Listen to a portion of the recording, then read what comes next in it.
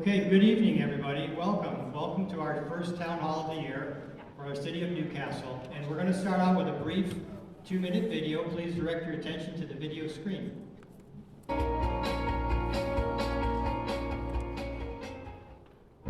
Howdy, folks! Welcome to Rainbow Town. 100 years ago, this was the most colorful part of what's still in the finest city in all America, Newcastle, Washington.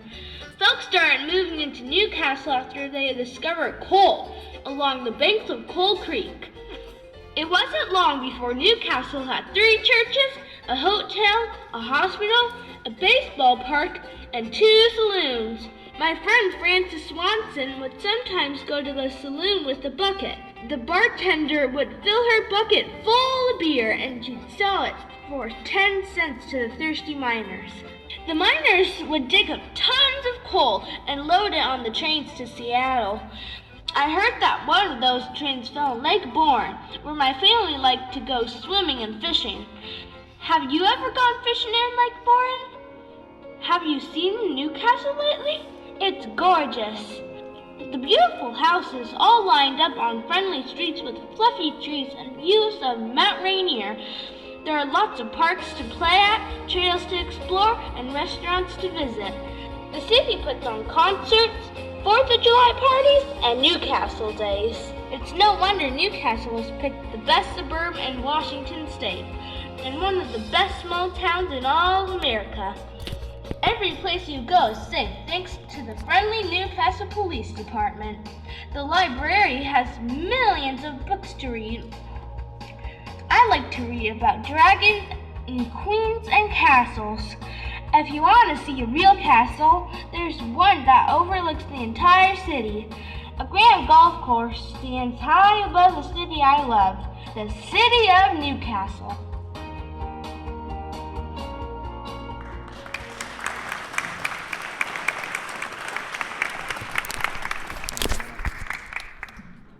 I want to thank Mac Quigg for that video. Mac, where are you in the audience? He just turned on the lights. There he is, turning on the lights for us. Thank you, Mac. Mac was just a winner of the Youth Award at the Newcastle Diamond Awards last week, so congratulations to Mac. Perhaps the next Bill Gates in our community, right? So welcome to the town hall, ladies and gentlemen. This is the first of what we plan to have at least 2 town halls. And the reason for that is we want to have our council be able to interact with you on a more regular basis. Not everybody gets the opportunity to come to a city council meeting, so we want to have more outreach to the community. We have a second one planned tentatively later in the year around the budget season. So we encourage you to not just come to the town hall, but stay connected all year with your council. So we have a pretty simple agenda tonight. We're going to take questions and comments from you for the most of the evening. And so it's pretty simple. We want to hear from you. We want to hear what you have to say. But we're going to start out really quickly by introducing ourselves here across the front of the room. So we'll start down here at the end. Councilmember Charbonneau. Thank you. I normally go last. Hello, everyone. Paul Charbonneau. I have been on City Council. I was elected in 2021, sworn in at the start of 2022. I grew up here myself in Newcastle, attended local schools, went on to attend Occidental College where I caught the public service bug serving as student president and get to study public policy and public health. Went on to be a public policy and international affairs fellow at the University of Michigan and National Undergraduate Public Policy Fellowship Program, and really thought I was going to go earn a merit scholarship to go get a master's degree in public policy, but then I was in my last semester of college writing my thesis when COVID hit. So I ended up actually coming up back here to my home here in Newcastle, started working for some mental health organizations, National Alliance on Mental Illness with their South King County branch, and then doing government affairs and public policy for the East Side King County branch. All the while I've been, for the last 6 years, going on 7 now, been a assistant wrestling coach at Hazen High School, and then have also got to, if any of your kids involved in middle school wrestling in the area, I help run the scoreboard, our referee matches for those programs as well. But really got involved in city council. I just want to mention more partly than the background, things I've been able to do that I'm really excited about. Adding a left turn light on the spot that I think everyone will relate to this, where Coal Creek meets the Tapatio QFC parking lot. I was happy to move that up 2 years to 2026, which I think would be a great traffic safety measure. Getting the city council to join the King County City Climate Collaboration, which is a program with the county that provides us free resources for climate change planning and climate change grants. And I was able to sort of restart and reform our council's Economic and Community Development Committee, where we got to initiate a lot of cool projects. I've also been really happy to get our council seats on a lot of different regional boards. So I serve on the Regional Transit Committee, I serve on the Mental Illness and Drug Dependency Advisory Committee, and for the Sound City Association Health Issues Committee.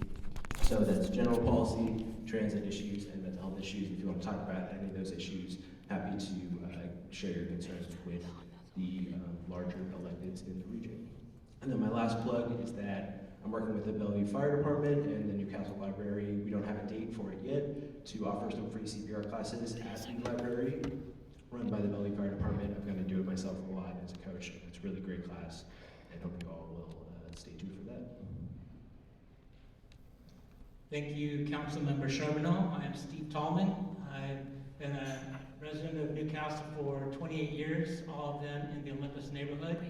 I've been attending these town hall meetings for the last several years, very active as a citizen. It's nice to attend a town hall meeting this year in the capacity of serving you, so thank you for both of those. On the City Council this year, I am on the Transportation Committee, also on the Finance Committee, and we have a new Public Safety Committee, which hopefully we'll have some opportunity to talk about tonight. Thank you for being here on our 30th anniversary of our community, and I hope you guys have a nice, productive session with us. Thank you.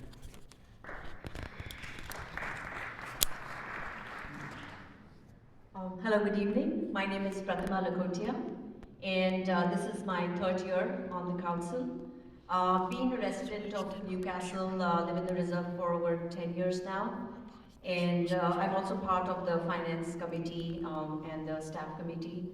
I also run a non-profit, as some of you might have attended our tech classes that we do in the library. Non-profit is called Teens Who Care.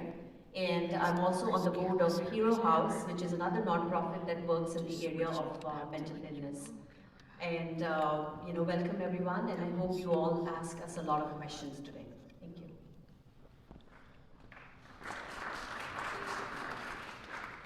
Good evening, my name is Tom Griffin. I'm serving my first year of my second term as council member. I'm a CPA, licensed, still doing taxes.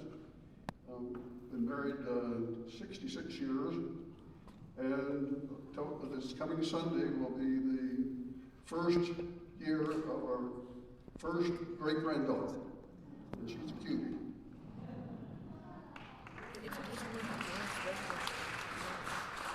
Hey everybody, thank you so much for coming out tonight. My name is Ariana Sherlock. I'm also starting my my second term this year, and so I've been on the council for 5 years. I have 2 children. One goes here at Risden, one goes to Hazelwood, just over there. We moved here, my husband and I moved here to raise our family 11 years ago, and we just really feel so lucky that we landed here. It's such a wonderful community. My neighbors are so amazing. One of them is actually taking my son to and from track practice tonight because wasn't able to be in 2 places at once. So just so glad that you're here. I hope that you ask us some good questions, and even if that doesn't happen tonight, we're all very accessible, so please continue to reach out to us. I just wanted to quickly share some of the accomplishments I've helped with over the years. We successfully, in the 2023 legislative session in Olympia, I went down there and spoke with our representatives who are here tonight, Representative Tennyson and Representative Milan Tai. And they, round of applause, thanks for coming. I met with them, with our lobbyists, and they were able to help bring almost $1 million in grants to the city of Newcastle for various projects. And one of them is the Crosstown Trail that is opening, or part of the Crosstown Trail, the Lake Bourne trail is going across the lake, and it's going to be amazing, and they're opening it tomorrow. So there'll be lots of pictures online, and when you get a chance, please go ahead and walk along that because it's going to be beautiful. So thank you. Hello everyone, thank you for coming, thank you for joining us. My name is Sam Buford, I'm your new council member. I have lived in Newcastle for 12 years. Actually, May 3rd marked my 25th anniversary immigrating to this country. I'm so grateful to find Newcastle. I call Newcastle my dear home, and I'm a 25-year educator.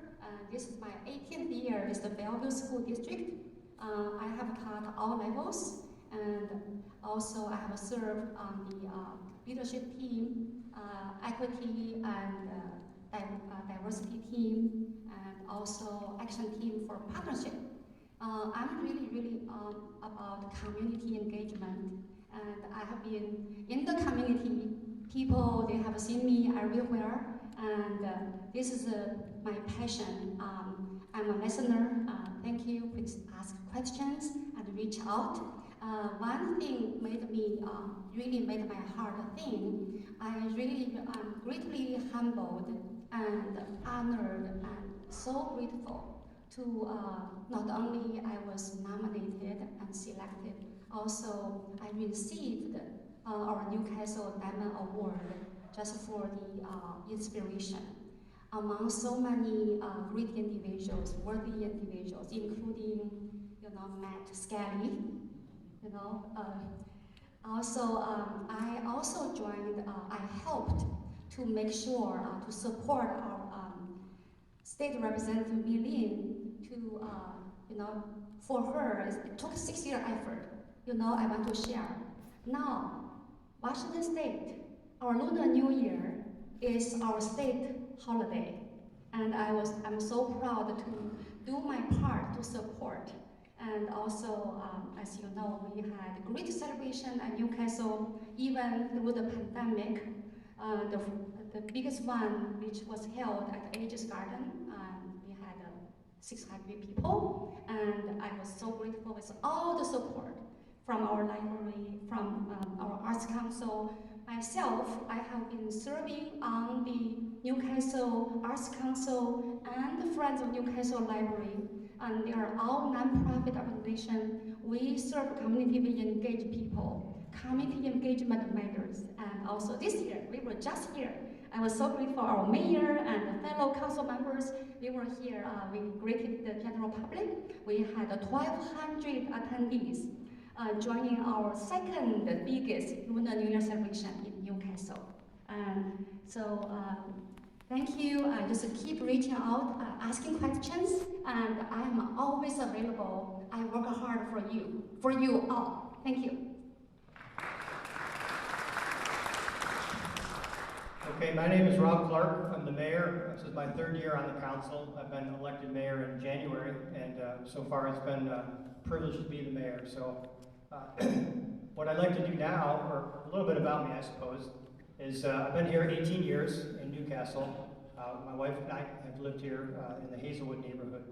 I work at West Seattle. I work at the steel mill. This year will be my 25th year. I'm an electrical engineer, and I'm very active in military veteran affairs. I'm VFW and a lot of other veteran activities that kind of too numerous to mention, but it's a passion of mine. And I will give a plug here. There's a sign-up sheet on the back table. If you're a Vietnam veteran or a Vietnam-era veteran, we're going to have a ceremony on June 4th at 6:30, preceding the council meeting, to honor those people. Right? So a lot of Vietnam-era veterans didn't get the proper recognition they received, so we're going to have a nice ceremony. Please come on out for that. If you know of anybody, please spread the word. I'd like to hear about it. Let Amy George know about it. So really quickly, if you're a member of the city staff, please raise your hand. I want you to be acknowledged. Okay. Okay. We have our city manager Scott up front here. We have our directors, Public Works, Jeff, Aaron, Community Development, Lindsay, Finance. We have Jane as our clerk and our HR supervisor. We have Amy George for community events. So if you have a question now or after afterwards or at any time, they're always glad to answer your questions. Finally, planning commission members, raise your hand. Planning commission members. We have. The big push in Newcastle this year is the comprehensive plan. There's several charts back there in the back, and the Planning Commission has frankly been working their tails off to make sure our comprehensive plan has been brought into the modern age, right? So this is something that happens previously every 8 years, but now it'll be a 10-year. It's like the vision or the roadmap for the city for the next 10 years. So it's very important that they get your input, and they've been getting a lot of public input, but they're always welcome to take more input, and they love to hear from you. Okay. Finally, Community Activity Commission members. Anybody in the audience? Okay. All the great events around Newcastle every year, that's that committee, right? They work really hard to put on great events for everybody, and they do a really good job every year. And if you'd like to talk more to them about their events, please contact one of them at any time. We'll be glad to talk to you. And finally, this year, a new committee. As a mayor, I have discretion to create what's called ad hoc committees. So one of the biggest challenges in our community is public safety. So I created an ad hoc public safety committee. If you're on the public safety committee and you're here tonight, please raise your hand. A couple people in the back there. And that committee is being directed by Councilmember Tallman. So we'll be a little bit more about that at the end of the evening if we have some time to do that. So I mentioned tonight's format is pretty simple. We want to hear from you. We have 2 volunteers, Vicki Heck, thank you Vicki, and Jenna Twig will be coming around with a microphone. So the way this will work, and maybe some of you have been at a town hall before, is simply raise your hand if you want to speak, and they will come to you. They're going to hold on to the microphone and let us know what's on your mind. What is your question? It's possible and very likely that you might have more than one question, okay? But there's a lot of people here. So if you have more than one question, we would ask for courtesy that you ask one question. We'll come back around again, right? Hopefully you can ask a second question later on. We'd like to get everybody get an opportunity to speak. There are people who don't often like to stand up in public and speak, and that's perfectly understandable. There's, back at our city table, back there where Jane is at, you can fill out a question on a piece of paper, and if we get done with all the oral questions, we'll take those written questions and read those out, right? Because we don't want you to feel uncomfortable. We want you to know that we're listening, but we know that not everybody's comfortable standing up in public. Okay, so we changed our venue this year to save a lot of money, frankly. And that comes with a shortage of microphones because that's how this room is rigged. So Jim and Vicki have a microphone, I have one, and we're going to share one up here. So a little bit of a slight delay as we pass it around. If you have just a general question, just ask it and we'll disperse it. But if you want to ask a specific council member, please do that as well. And you're free to ask the staff. If you have a staff question, somebody from the staff can come up and answer that question as well. So anything goes. We really want to hear from you. If we get done early and there's no more questions, we have some more information further on the Public Safety Committee and the community or the comprehensive plan, and of course anything else that we might think to talk about. So without further ado, what's on your mind? Just raise your hand. Let's hear it. Good evening, Council. As a result of the survey conducted as part of the Lake Board... Excuse me, sir. I'd ask everybody to please introduce yourself. I'm sorry, I didn't say that. Jeff Newing, resident of Newcastle. The results of the survey conducted as part of the Lake Board Master Plan outreach showed 70% of those participating supported improvements to the park. Has the Council considered dedicating any portion of the pandemic reinvestment funds to the park improvement identified in the master plan?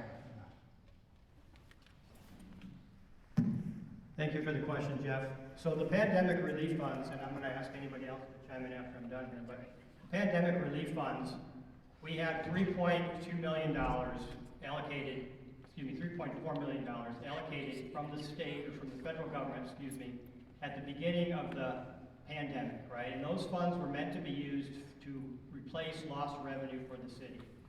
So over the last several years, that money, most of it had been spent, right? A large portion of it, the first chunk, was spent to balance the budget, unfortunately. Nearly $900,000 was spent to balance the budget. It should have been balanced without that, but that's the way it was. So that money was gone. So then the rest of the money, the council last year, over the last 2 years, voted to give a lot of that money away to businesses.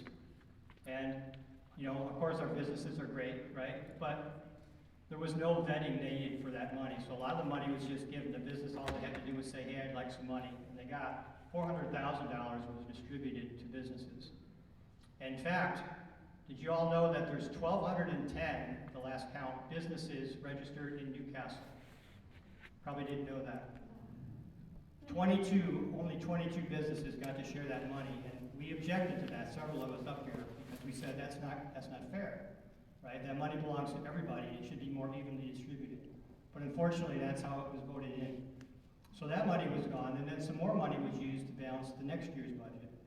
So we were left with approximately $1.6 million here in January. And this council, by a majority vote, decided to put that money towards public safety, which is the #1 concern of our community. So we're paying forward for the next anticipated increases in fire and police protection. Now, you will have heard, possibly, unfortunately, that after this money runs out, there's a scare tactic going around that says we're going to have massive tax increases. You probably have read that in a few places, right? Now, if you think about it, excuse me for a long-winded answer, but I feel passionate about this. If you think about it, back in 2020, right, in our city, anybody remember what the big event in our city was in 2020? What was the big discussion? Anybody remember? The utility tax, I heard it, right? The utility tax. So in 2020, the council majority at the time voted to implement a utility tax.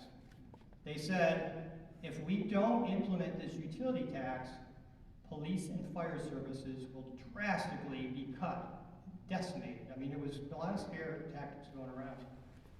Well, the utility tax didn't pass. Thankfully, you voters voted it down. You were smart. And guess what? We just had a budget surplus without that needed utility tax. So if you are hearing now that in the future we're going to have a massive tax increase when we're done allocating this money to police and fire, just remember that that's Chicken Little stuff, right? Didn't happen before, it's not going to happen again. You have a council majority up here dedicated to saving and spending your money fiscally responsibly. So we're going to cut a cent here, a cent there, 10 cents here, whatever it takes. So when this money for the next 2 years is going to be dedicated to paying for the increased police and fire costs, at the end of that time, we will have done our work and saved money where we can. And besides, it's 1% is the maximum that the taxes could be raised. It can't be massive taxes. We don't have that authority. 1% is it. Right now, the state is trying to pass a 3%, for cities, but that hasn't passed the legislature yet. Hopefully it won't, right? But our rest of that ARPA money, and there was a lot of people who had a lot of ideas about how that money should be spent, right? A lot of people said, well, let's just continue to spend it at Lake Bourne. We do have a master plan. Absolutely. We also have a master plan for a sports park at 95th Street, which frankly we get more public comment about people wanting the sports park than the Lake Bourne. Lake Bourne is a beautiful place.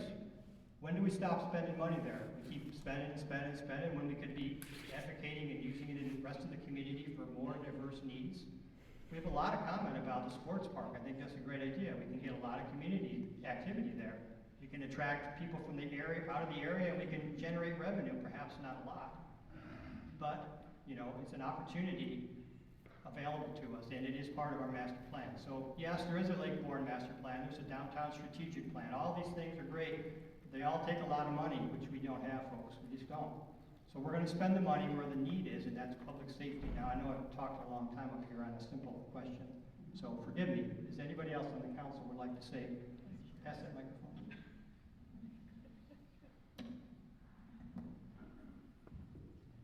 Am I still on? I I would like to support the fact that this city council is dedicated to serving the entire community. There were also a couple of other surveys that we had in the community this year. ETC Institute ran a community satisfaction survey, which was posted to our city's website. It's actually posted to our city's website. That was run in January through March of 2024. At the end of March, the upshot of this community satisfaction survey, which was completed by 414 people of Newcastle, top 2 services that should receive the most emphasis over the next 2 years are police protection and streets, flow and traffic congestion. Another survey was a planning commission survey, which a lot of you are familiar with. There were over 500 people that responded to that survey. The results of that survey was people wanted a safe, small, quiet Newcastle. So we are dedicated to serving the entire community. Public safety is the #1 concern, and that's where we have our focus, along with our fiscal responsibility, sustainability, and the supporting our critical infrastructure. Thank you. Okay, who's next? Oh, excuse me, I'm sorry.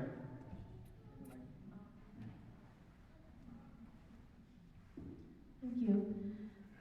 I have a little bit different version of what I remember the history of the pandemic money.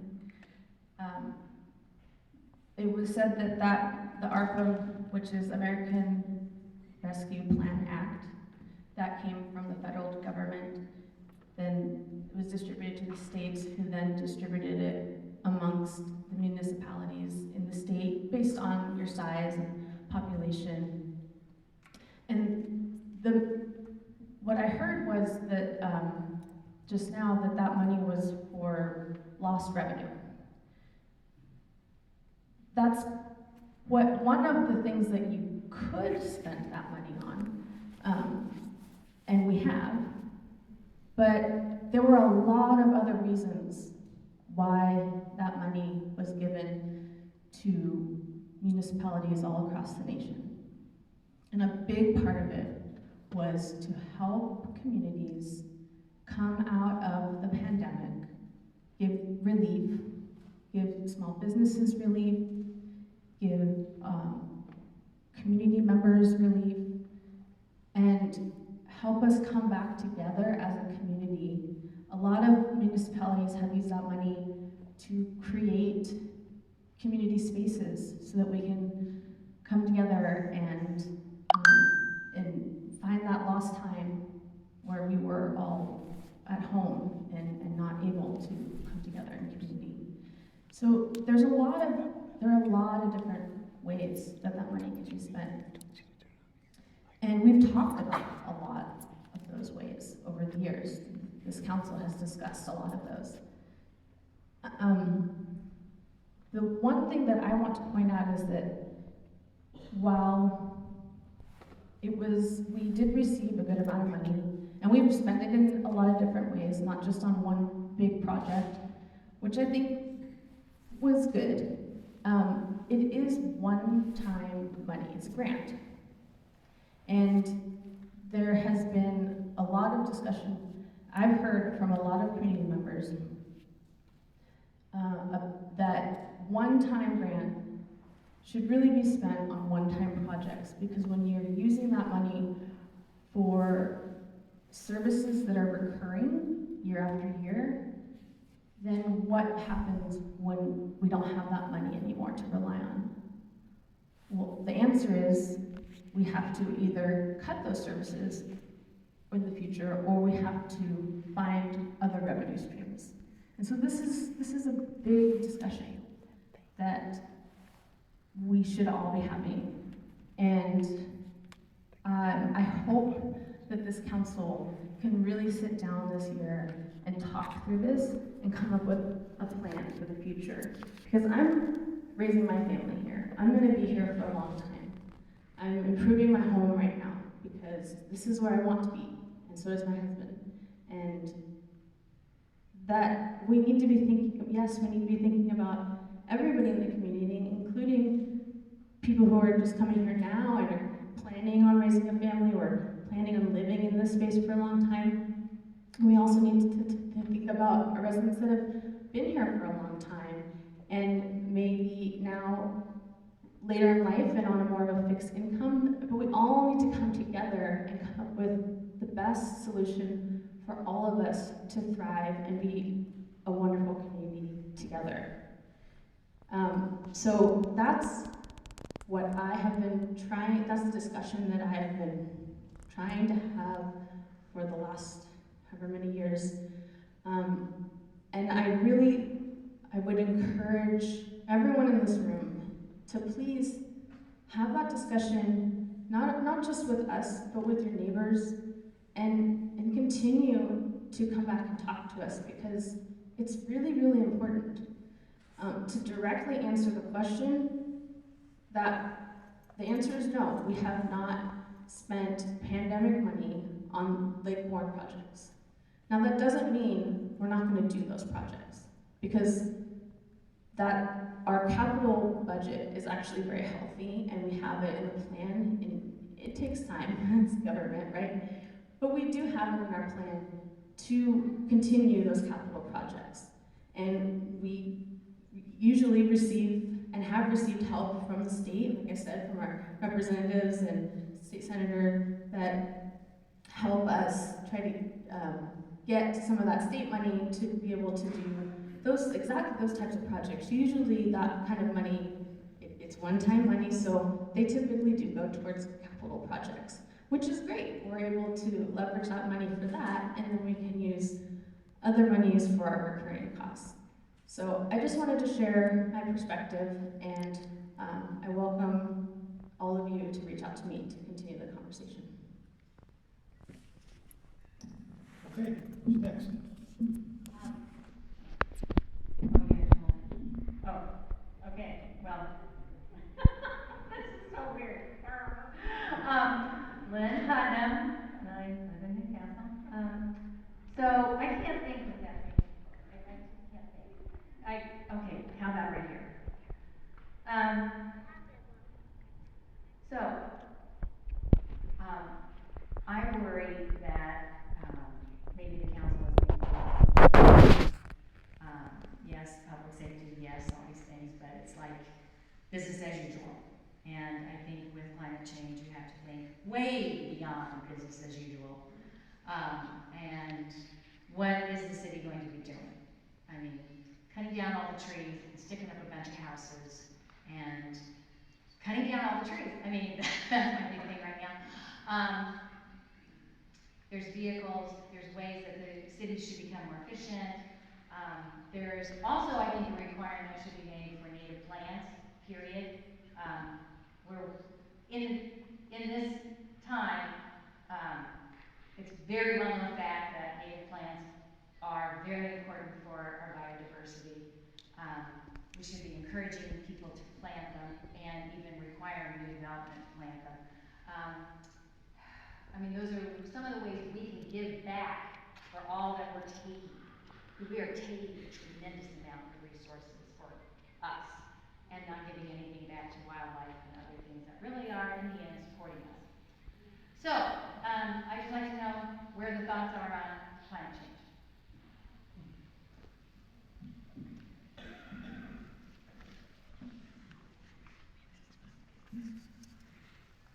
Thank you so much.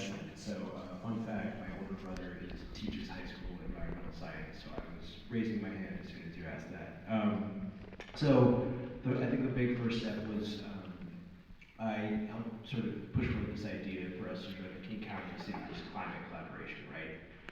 Knowing that climate change is a very large issue, we can only do so much ourselves as a city. So that gets us access to more grants.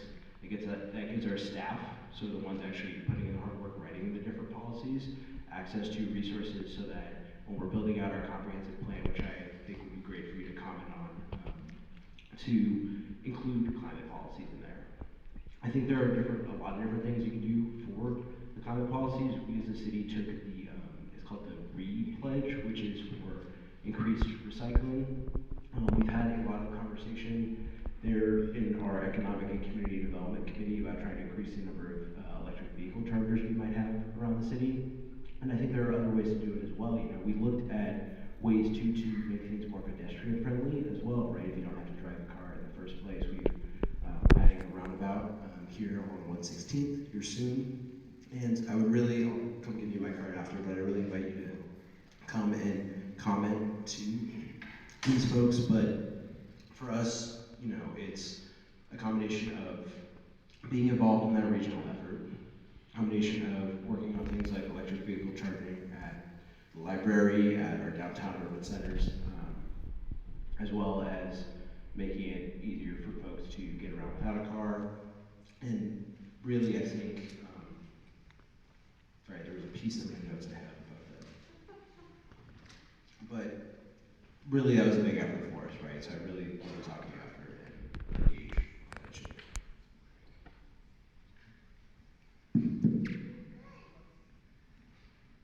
Thank you for the question. Environmental, climate issues are important issues. I've been here for 28 years. This is the first year, to my knowledge, that our city council has focused on public safety. It is your government's #1 responsibility to ensure the safety of our public, of our families, of our children. That's what we're focused on here this year. I don't believe it's short-sighted to serve our community and the safety of our community. I think it's time, living in the 8th most dangerous state in the nation, and with several elements of crime going up year after year in Newcastle, it is important that we get a handle on it before we lose it, like some of our surrounding communities. We need to build synergies with other communities around us. We need to build trust within our community so that we can all work together to resolve these issues, while we also work on other issues like climate issues or environmental issues. And it's not discounting that, but it's a matter of focus and priority. And public safety is our priority because we're told it is our priority. And so that's what we're focused on as a city council. And I appreciate the opportunity.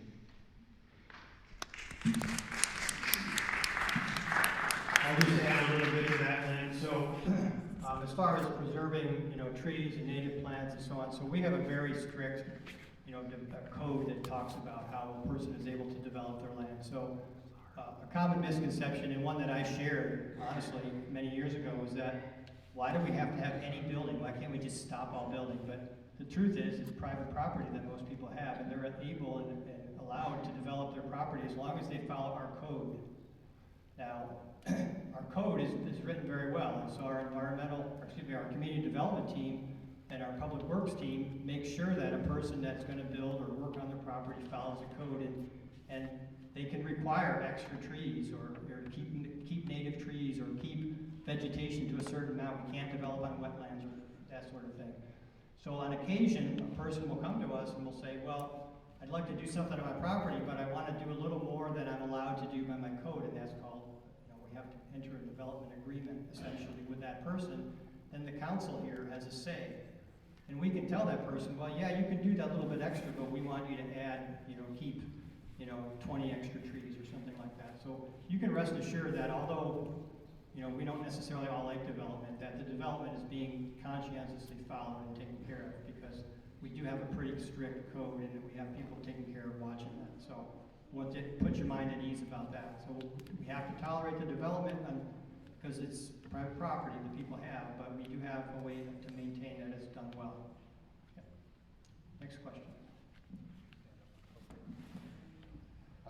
I'm Ed Corker, and my question is, touch that mic. Don't touch the mic, Ed. But I wondered about emission tax, and you considered applying it to the golf course. I know City of Seattle has a 5% tax on entertainment, which includes golf courses. We did look into that. Last year, when we were running short of revenues and, you know, the budget was unbalanced, we were pitching some ideas around how we will generate revenue, and admission tax was one of it. It hasn't gone off the table. The thing is, in 23, we were able to balance our budget, so we didn't feel the need. 24 also, I think our revenues and expenses look good. We have a good control on our expenses.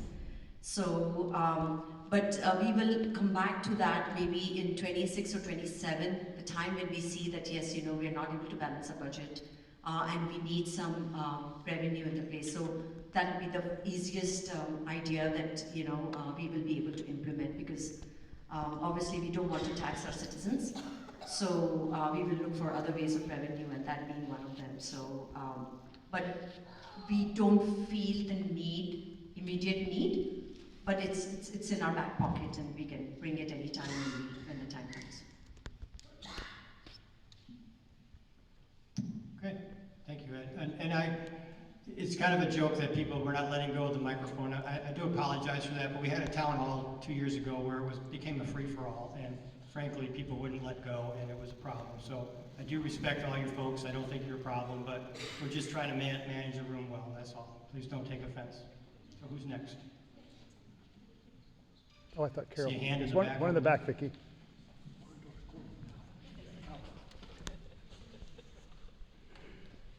Hi, my name is Susan. I live in China Falls, and library, you're one of my biggest heroes here. I really love our library. There's a lot of land right behind the library, and for years, over 10 years, it's been undeveloped. And I just wonder if you have any update on it. I mean, I think last year finally the lawn got mowed, but is it commercially zoned? Is there? I would have loved to see an expansion of our library where we get more parking. Does anyone here have any update on that? Thank you, Susan. I'm going to ask Erin, our Community Development Director. Jim, could you get her a microphone, please? And she's going to answer that. Yes, there has been progress, but it's temporarily stalled. So. Oh, I get to hold the mic. Is that on? Sorry, I'm not used to these. That property is privately owned. It is developed.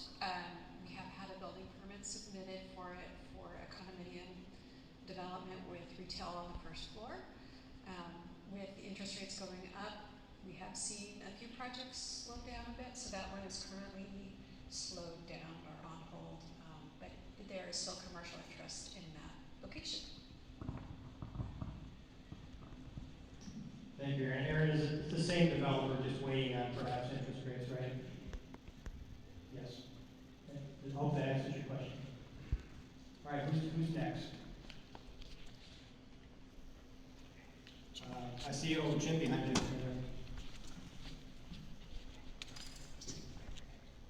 Hi, my name is Lisa Heckathorn. We moved here about 3 years ago. We live across the street from Lake Bourne Park. We use that crosswalk a lot, my family and I. The crosswalk at Coal Creek and 135th. I believe the city is aware that it's a very dangerous crosswalk. I actually called the city last week to report a broken crosswalk button. I took the opportunity to let the person that I talked to know that it's a very problematic crosswalk, and I was told all the things that have been done, and basically told that nothing else can be done to make it more safe. I don't believe that's the case, and I would like to ask the city what else can be done. I would like more to be done rather than wait for one of our residents, one of our children, one of our elderly to be injured or killed. Thank you, Lisa. So I don't have a specific answer on that crosswalk. Can I get Director Bronson? Can I put you on the spot, please? I saw that coming. Check. Yeah, Jeff Bronze, Public Works Director. So that intersection, we have done several things to respond to previous concerns about pedestrian safety. We implemented an exclusive pedestrian phase, which means when you push the pedestrian button and you get the walk signal, all the other lights are red. So that's one thing we've done. We've also added a additional signal head for southbound traffic. It's actually all the way over on the left, so that when you're coming around southbound and there's a curve in the roadway, you can see the light from a further distance. What the understanding I heard, the suggestion that was made was to put in pavement flashing lights, and that you can't do that at a signal. That's against the rules for traffic device regulation. So that leaves us with a few options. Police enforcement's always one tool in the basket. There's a red light camera that could always be used. We've not been interested so far in doing that, but that would lead to enforcement and reduced red light running. Another option we're looking at is the sequence of the timing for the signal phase. When does the pedestrian phase come on? Does it come on after Coal Creek or does it come on after 135th? That's one thing we're looking at right now. But beyond that, there are limited options to increase driver behavior. That's just the simple matter of it. Okay, thank you, Jeff. And Lisa, I'm sure that you still have concerns, obviously, but that doesn't mean we won't stop looking. So we can have a discussion, as council staff beyond this meeting and talk about, like he mentioned, possible speed cameras. I know we're looking at that as a potential option for other areas in the city. If this is an area that warrants that, we can certainly take a look at that. But thank you for bringing up that concern. Now it's on all of our radar. Appreciate it very much. Lisa, this is a public safety issue, and our public safety committee will be addressing all issues with the community. Please reach out to me on email. You can find my email on the website, and we'll add this to the list of things to continue to discuss with the city management and also the city council. Anyone in the room that has issues or concerns about public safety, please share with my team, and we will address them as a committee, and we will again collaborate with our city manager and law enforcement and make sure that we hopefully find the right solution for you and for the community. Okay, who's next? Wow, okay, there we go. We have questions in the back. Sorry, Carol, you'll first behind you and then you'll be you.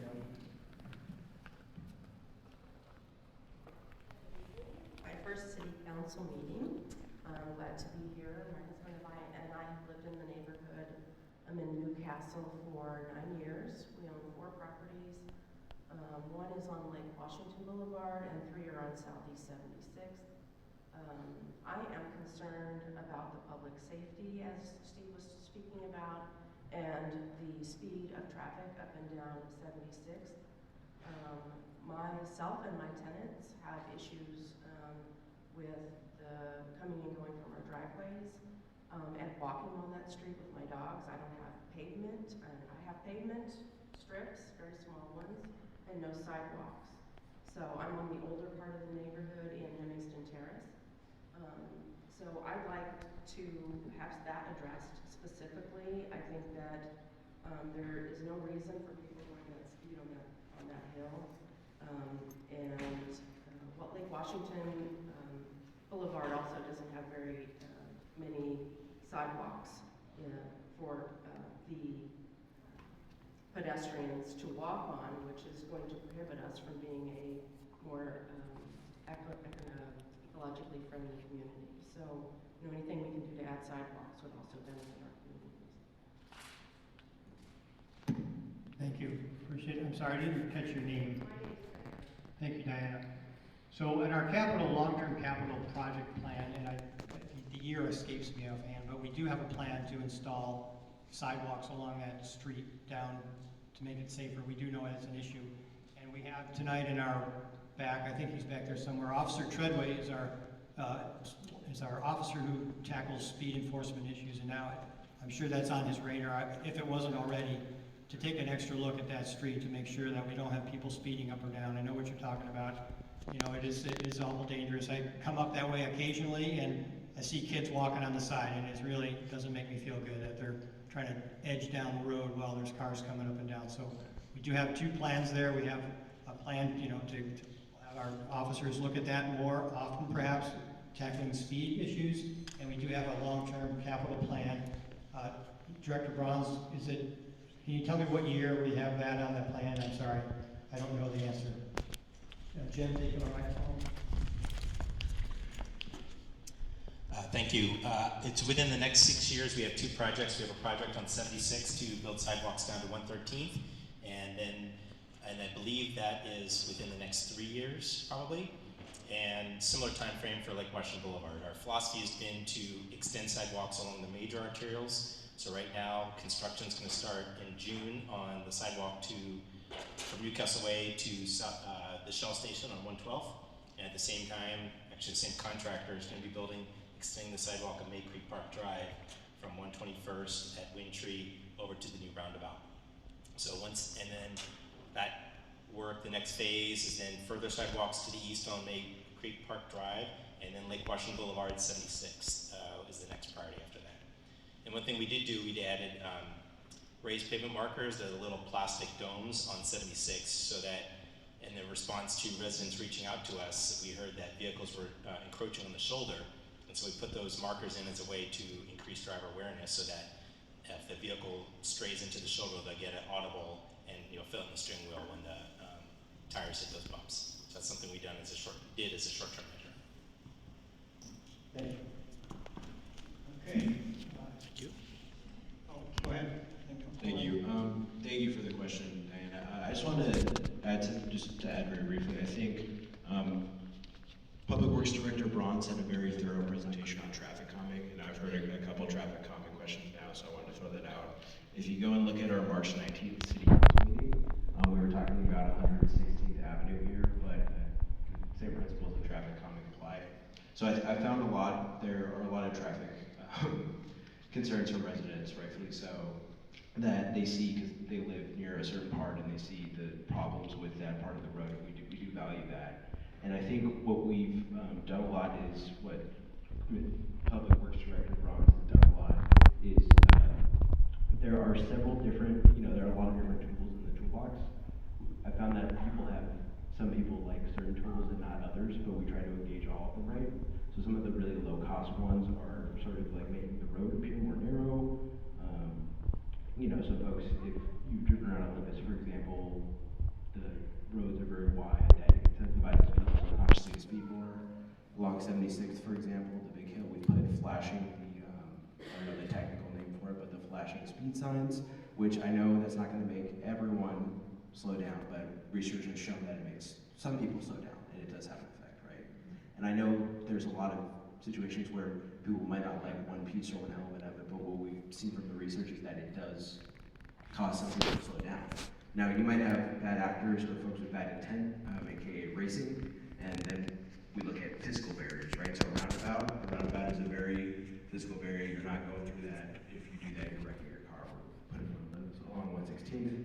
Since I've been here, we've put pedestrian safety as well too along Creek Park Drive. So we do take it very seriously. It's one of the number one things people bring up. I know when I got on council, I was excited to share with Director Bronze one place I had seen be unsafe. So I encourage folks to share those with us. There are a lot of different tools and elements, and I know these construction projects take a little while, and I know it's I know it can be frustrating. I understand why it is frustrating, but it's something we're taking very seriously. The input matters to tell us where, right? Because you all are experts in your own little neighborhood. And I really encourage you, if you want to learn more about that specific issue, including the crosswalks, are included in that March 19th council meeting notes. I really, it's a great presentation on that. Okay, next. Hi, good evening. Excuse me, get my balance here. Carol Simpson, I live in the Vineyard. I'm really glad that Representative Tonneson is here. She might be able to help me with this question. It's regarding missing middle housing that the state legislature just passed some laws that local communities, cities, and small towns like ours need to comply with.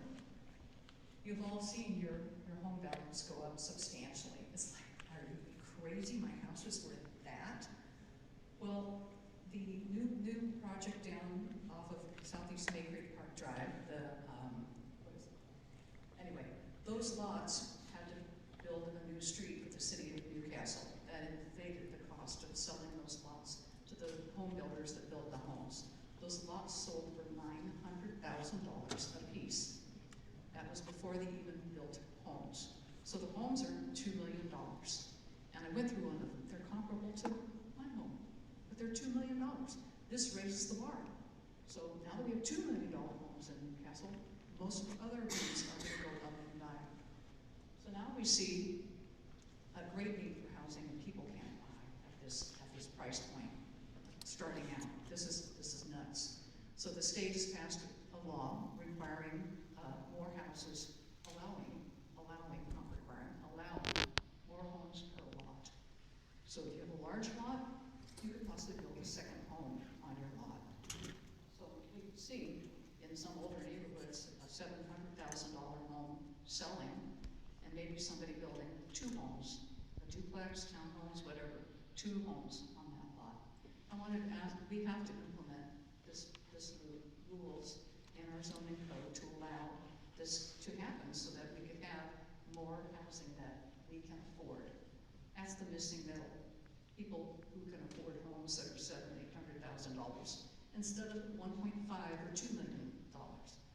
How do the individual council members feel about implementing these laws in the city of Newcastle?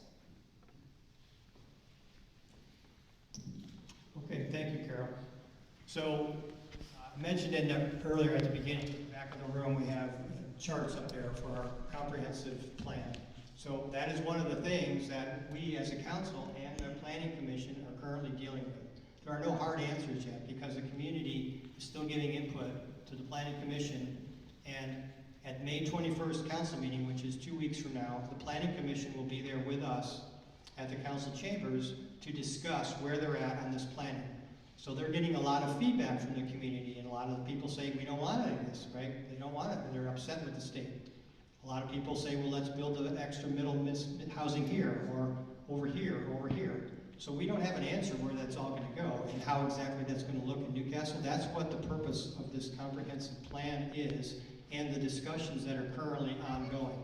I'm sure we all have our opinions, and I'd be glad to have any council member speak up, but right now, I'm going to reserve my personal opinion until I hear what the Planning Commission has come back and talked to us about, because they have acquired all the data. They know exactly how the rules will fit in our city. So I'm not an expert on that. So they have been studying the law that's been passed. How does that comply with what Newcastle allows? Because in certain HOAs that have already anticipated this, they don't have to do this particular middle housing. And so there's a mishmash of patterns and possibilities in our city that I couldn't even begin to grasp until I hear from the Planning Commission. So, great question. I'm not trying to put you off, Carol, and if somebody else would like to speak in, please do, but we are going to resolve these questions over the remaining part of the year. So by the time we get to vote on the comprehensive plan, later in a few months, we'll have that resolved. And of course, the public's always welcome at these meetings. The Planning Commission meetings or the City Council meetings. Would somebody else up here like to speak about missing middle housing? Go ahead, Paul. Yeah, thank you, Carol, former council member Simpson, for the question. So I view our role is to give the Planning Commission input, and I fully intend to look at what the Planning Commission presents me and suggest amendments and work on that. So candidly, for me, I turned 27 this year. My generation is there's an incredible lack of opportunity to own a home. There's an incredible lack of opportunity to even rent in a lot of places. And I think there's a lot of misunderstanding about what missing middle housing is, and I think there's a lot of fear I don't think it's justified once we actually get down to what the facts are. And I always try to make my decisions based on facts and data. And I've been really grateful to utilize my position here to go to a lot of these conferences where I get to hear the policy wonks and folks talk about these issues. So you're not required to, if you're not required to do anything if you own your home and want nothing to change. No one is going to force you to change anything about your home. If someone around you chooses to sell their home, that can subdivide into 2 lots, but that's not necessarily a bad thing. And I'll tell you why that's not a bad thing is because we know from research that 99% of times a house is turned into a duplex. The neighbors do not realize it is unless you tell them it is. It looks exteriorly, it looks the same. There might be an extra car, but a lot of homes have multiple cars anyway. What we need to do, and the reason that our legislators passed that bill, is because there is a severe dearth of housing supply overall. If we go back to our economics courses and look at supply and demand, we need a larger supply of housing. Another tool we can use to address this is ADUs. So I push for personally trying to make it easier to apply for an accessory dwelling unit. I apologize for acronyms. A common example I give to folks for this is I'm the youngest of 3 boys. My parents purchased a house in Newcastle when I was 2 to raise 3 very large, broad-shouldered football-playing boys that when I left to college, they did not need the space they needed anymore. They have to pay their expenses still. They're retired now. A source of revenue for them to help them age in place and stay in their home can be to rent part of their house out as an accessory dwelling unit. It can be attached to the home, it can be detached from the home. It's just another tool for people. And again, if you don't want that to be your property, it doesn't have to be your property. And the effects of that missing middle housing, what might happen around you is really overstated and I think really misunderstood. We know from research folks won't even notice it, and we know we have to unequivocally increase the overall supply of homes.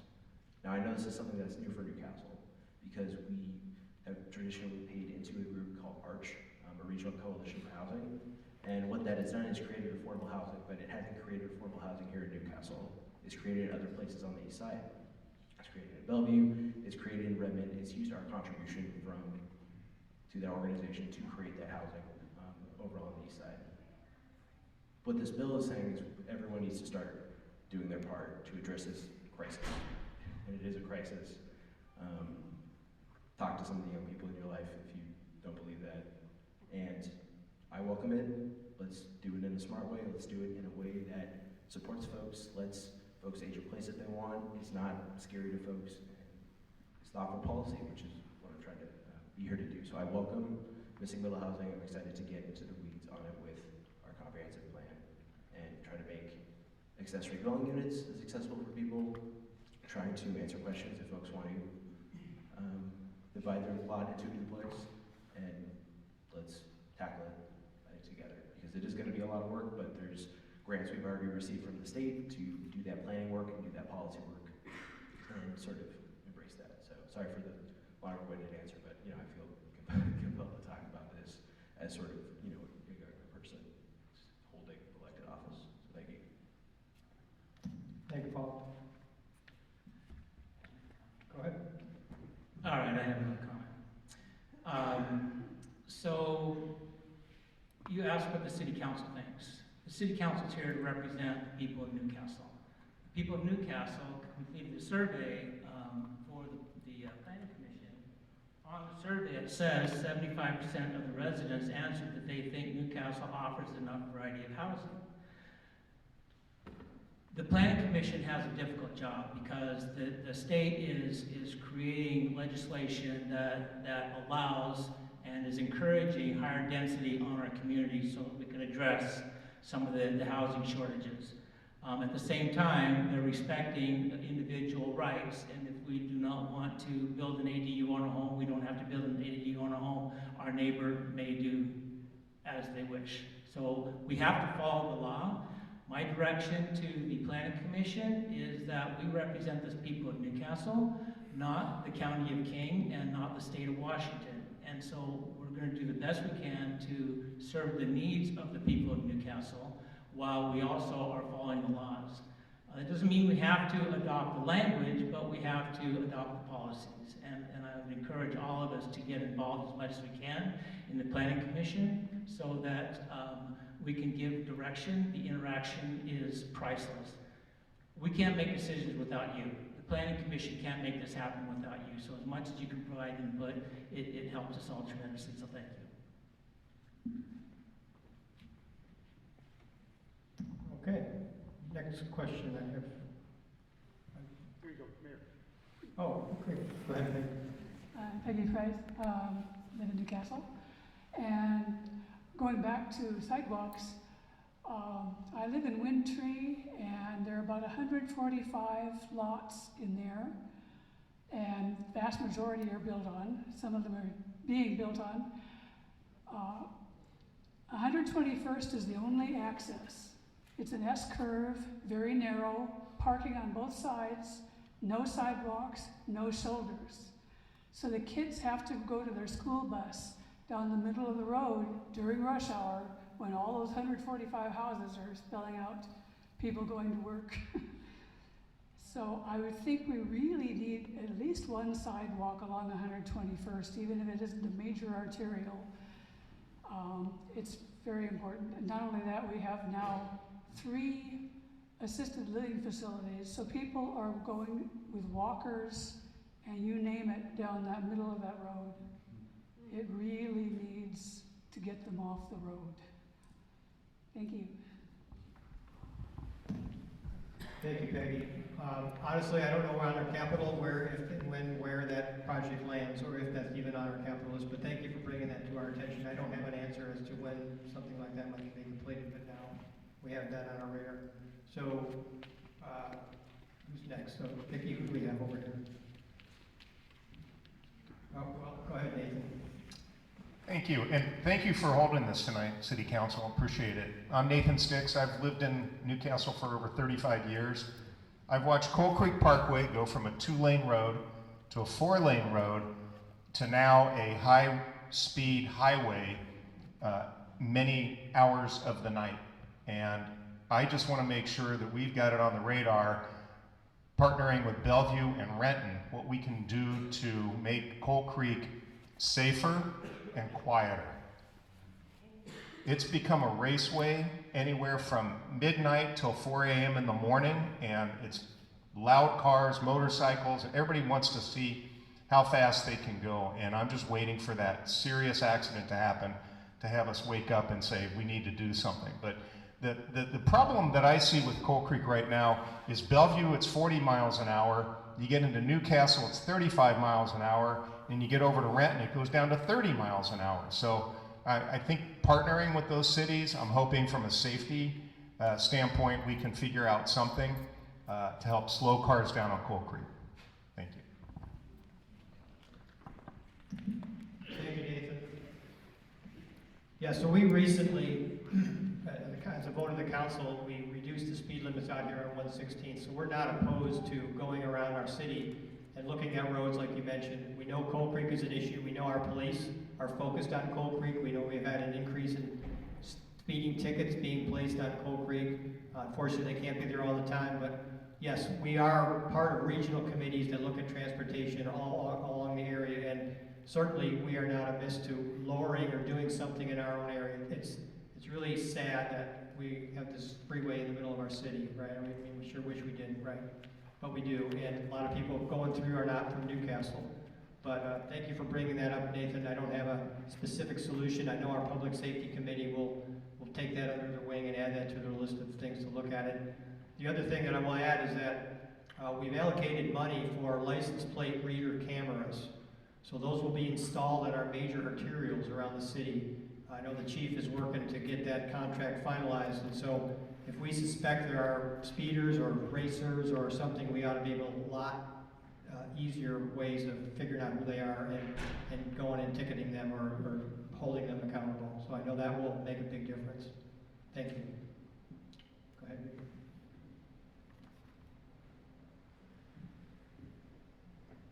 Hello, I'm John Gordon. I've lived in Newcastle for 25 years. We live in the Olympus neighborhood, in the vineyard within the Olympus neighborhood. I wanted to raise an issue of public safety that might not have been considered already, so I suppose I'm addressing it to Steve.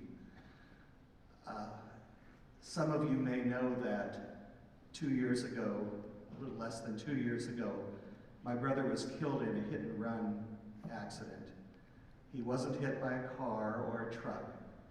He was hit by a 40-year-old man riding an electric bicycle. This happened in California on a trail that was shared by pedestrians and bicycles. The electric bicycle is a relatively new phenomenon, but it's basically a motorcycle. And I'd like to know from Steve, or at least ask Steve to please consider the implications of joint use of bicycles and pedestrians on trails. In California, those counties are considering limiting what types of electric bicycles. There are 3 types of bicycles and they have different maximum speeds. And limiting whether or not they can share pedestrian trails after dark. There are issues such as that. I would really like to see the city include that in any sort of comprehensive look at public safety. Thank you. Thank you for directing that question to me, John. Director Bronze, well, we're making non-motorized improvements on our streets. Are we adding sidewalks and bike lanes, giving us the opportunity to separate pedestrians from electric bicycles? Yes, for the most part, when we add a sidewalk, we do also add a bike lane. Okay. And throughout the community, are there areas where we have an opportunity to add a striped bike lane like we do, for example, on Cold Creek Parkway for bicycles so that they don't have to ride where pedestrians walk? Are there other areas of the community where we can add a bike lane with a white stripe? We're looking at, right now on 116th, there's inconsistent striping for bike lanes, so we're going to look at the options to make that a consistent bike lane along the corridor. That effort has not begun yet, though. I think it's important for us to continue to ask these questions and to hear your concerns. I'd like to get some more information from you. If you have specific areas of concern, then we'll jot those down, we'll discuss them in the committee. We'll work with the director and the city staff and see what we can do to help alleviate that concern. Thanks, John. Next question. Who's got another question for us? Okay, we have a question up front here. How does a homeowners association trump state law? Good question. And so you're referring to how some homeowners associations can avoid the missing middle housing. So that's, and I'm going to ask probably the city manager or somebody, or Aaron, to speak up, but there are, the way the law was written for the state, and Aaron, correct me if I'm wrong, is that it allows pre-covenants, pre-written covenants to be exempt. Am I saying that right, Aaron? That's exactly correct. Yep. Yeah, it's just, if you already have an existing HOA with CCNRs that only allowed, let's say, a single unit, then you would be exempt. So without knowing it, some HOAs helped themselves out a long time ago. Unfortunately, the rest can't do that now. You can't retroactively go back, unfortunately. Vicki, go ahead. Yeah, Daphne in Olympus, and I wanted to ask a question about something that Councilmember Charbonneau said earlier. He said that he moved forward by 2 years putting a stoplight on the road by Tafatios there. And my recollection was that the amount of need in terms of pedestrians and the cost and the complexity of what's there, I'm wondering what we're thinking about that. I'm not sure where that process is or what exactly has been moved forward by 2 years. I just want a little more explanation. Yeah, thank you, Tam, or Councilmember Kaveen. So it had been in that specific turn signal. There's not, I'll just explain a little bit more for folks, there's not a turn signal there right now, right? So it would be a formal traffic light where you could, if you were coming out of there, you could turn left. I know it's kind of a dangerous left turn for a lot of folks. We've all had that experience of going to QFC and then wanting to turn out. So it was in our transportation capital improvement plan for 2020. And I saw that, and there were other projects, you know, various around the city as well. And I thought that, just personally for me, having grown up here, having seen a lot of this, I thought it was, I think I know, frankly, it's something a lot of people care about. So I asked, this was in a series of council meetings, I think late last year, where I was talking with Public Works Director Bronze, and I said, okay, what would we have to sacrifice any of our other transportation capital improvement projects if we wanted to move this forward, or, you know, kind of triage it to have a higher urgency? The answer I got back was essentially no, not particularly. I asked if it would cost more to move it up by 2 years. The answer I got back was also no, not particularly. So I tried to advocate to move it up by 2 years, and yeah, I made the motion to do so because I think it's something people would want. Like speaking to the issue of Cold Creek general speed, if you add more lights along Cold Creek, that's something that'll help. But to me, it was something that just, I know it seems kind of overly simplistic, but to me it was something I saw in the transportation capital improvement plan, and I thought, okay, I would love to do that sooner if possible. I asked, there was no there was no reason we really couldn't. It was just how the plan was originally written. So I asked if we could move it up by 2 years, and those are the increments in the transportation capital improvement plan is 2 years. I mean, I honestly asked if we could do it in 2024. They told me that was too much, but 2026, that was what Public Works was comfortable with, and that's where we moved it. So we have each year, just for those of you who might not know, we have a transportation and capital improvement plan. So we evaluate that each year. So as a council, we sit down and we look at all the projects. We have a 6-year plan. There's, of course, projects, a whole bunch of projects, but we see what's priority, and we put them in a 6-year plan. So what Councilmember Charbonneau is referring to is he asked for one of the projects to move forward up into that 6-year plan a little bit. And that, as it gets into the 6-year plan, it becomes more firm, and we start to look at ways that we can allocate money to it. If it's not on the 6-year plan, then we can't apply for a grant or ask for outside funds. It has to be something that we have planned to do, and we have some sort of progress or concrete, idea that we're going to do it. So that was what he's talking about, and that was the turn signal on Coal Creek. So there's a bunch of other projects, of course, and we'll be discussing those projects again here in about a month or so, and we'll see, maybe things have changed over the time. I don't know. All right, next question. Man, you are a quiet group. Okay, go on. Liz, I am a renter in Newcastle. I'm curious about the Planning Commission survey that I did not know anything about. How many people answered it, and how many of them were renters? Because as a 20-something who cannot afford a house in Newcastle, but doesn't love the community and wants to stay here, how are we accessing people's voices if they're not homeowners? And whose voices are we hearing on that Planning Commission survey? Because I understand that some of it's, if they don't respond, there's only so much you can do. But if you are relying so heavily on just the survey results, as you were saying, Councilman Tallman, whose voices are represented in those results? Because as a renter, I'm hearing a lot of homeowner results, and there are a lot of renters, especially in downtown Newcastle, and I want to make sure that our voices are heard as well, because we are a part of this community, even though we don't own a home. Thank you, Liz. And I'm going to pass to Director Fitzgibbons. Aaron, you want to answer how we determined who got the survey and how it was distributed? Hi, thank you, Liz. We sent a postcard through a service, supposedly to every single resident on the mail routes last fall, and hoping to reach everybody.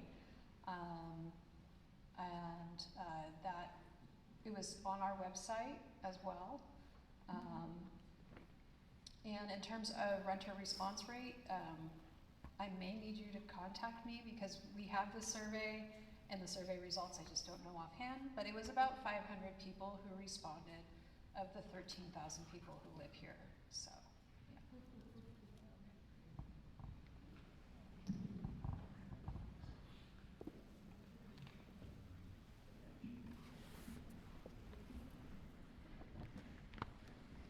Thanks, Liz. So that survey was the Planning Commission reaching out to the community, just trying to get some feedback. It's not a statistically valid survey. We do a more statistically valid survey and I believe that's what Councilmember Tallman was referring to before, for our community, I think it's called a community, what's it called? Community survey? But I also wanted to say that the Planning Commission is still taking in input from the community, and so I would encourage you to attend their meetings and or even just reach out to them, and you can still give them your feedback. It's not too late. Also, there's an open Planning Commission seat right now. And I would love to see your voice represented on that commission, or someone that you know. So if you or one of your neighbors that are also renters are interested in applying to that, we would love to get your representation.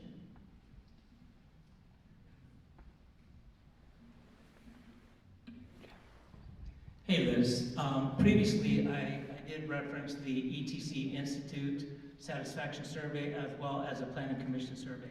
The Planning Commission survey that you're speaking of can be found on our website, City of Newcastle, under Departments, under Community Development, online survey. There's a lot of great information in there, way too much for me to read to you right now, but I think it can answer most of your questions there. As a tenant, there are other tenants in the room, and you are just as valuable as homeowners in our community, and we need to hear your voice, so thank you. I will just add that back at the table where our city clerk is, there are ways to sign up for our newsletter and information. So one of the challenges we have is everybody's got a busy life, and they're not necessarily tuned into the city. We used to have a great newspaper, but it didn't last. So we're trying to find ways to encourage people to get involved. So earlier this year, we sent out a letter to every resident saying, hey, please, here's some ways to sign up. There were QR codes at the bottom of the letter. There are ways, if you want to sign up for a city newsletter, and please go back and see the table for the city before you leave. We are always open. In fact, we would love to hear other ways to communicate with you. We have social media, we have a website. Like Aaron said, we sent out a postcard to every single resident about the Planning Commission, but you know, sometimes it looks like junk mail. Maybe you didn't get it. Maybe it's unfortunate. We really, really, really want to hear from you about how we can communicate better to you. That's why we're having 2 town halls this year, right? We encourage you to come to our meetings. We encourage you to contact us via email or,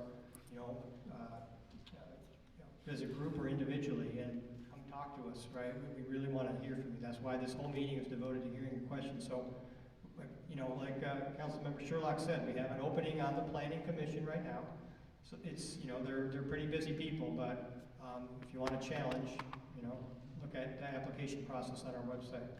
That goes for anybody, of course. Okay, Vicki, you got somebody else? Touch it. Hi, I'm Kim Van Atta, resident of Newcastle. Mayor Clark, I want to ask the question. You said when we were talking about missing middle housing, how lucky certain homeowners associations were because they already had language in their CCRs to prevent any sort of additional development within their community. How do you think that might sound to people who are Paul's age and the other renters in our community who can't afford the 1.5 to 2 to 3, $4 million homes in our community? We say we want to hear their voice, but we don't actually want them to live here. That's what it sounds like to me. I'm a homeowner, so this doesn't apply to me, but it really kind of starts to feel like I got mine, and I'm not going to worry about anybody else. So I just want us to consider that as we're considering our decisions. When I was a little baby teacher, my very first year, I lived in an ADU in the home of someone who had won the lottery. I didn't bring the neighborhood down. It was, and they didn't look, nobody else around it was looking down upon this ADU that was part of their house. So consider what it might look like. Don't just create a picture in your mind. Think about and explore what it might look like for someone else. That's what I'm asking you to think about. And I also want us to think about, we talked about saving our money from this space. We've talked about some of the limitations of this space. And we might have saved a little money, but at what cost? I've lived here for 9 years. I've been to every town hall that there has been since then. I've never seen fewer people in the room. I've never seen a less diverse audience. So we may have saved money by not putting the banner above the Coal Creek Parkway. I know that's expensive.